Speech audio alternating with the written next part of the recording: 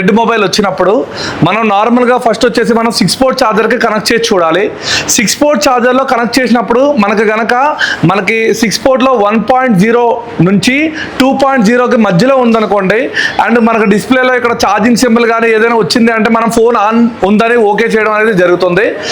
ఒకవేళ 6 పోర్ట్ ఛార్జర్లో కనుక abnormal value వచ్చి అంటే ఏం రీడింగ్ తీసుకోకపోవడం కానీ, లేదంటే ఫ్లక్చువేషన్ అవ్వడం కానీ, లేదా రిటర్న్ జీరోస్ అవ్వడం కానీ ఇలా వచ్చినప్పుడు మనం వెంటనే డీసీ కనెక్ట్ చేస్తాం.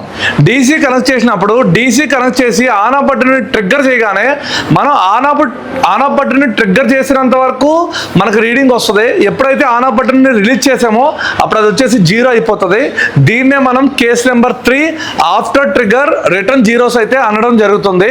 సో డైరెక్ట్గా డీసీకే చూడొచ్చు కదా. మీరు 6 పోర్ట్ ఛార్జర్కి ఎందుకు చూస్తున్నాము అంటే కొన్ని మోడల్స్ ప్రజెంట్ ఇప్పుడున్న మోడల్స్లో కొన్ని మోడల్స్ అనేది మనకు డీసీలో బూట్ కేబుల్ పెట్టి ఆన్ చేస్తే రన్నింగ్ ఫోన్ కూడా రిటర్న్ 0 అయిపోతుంది.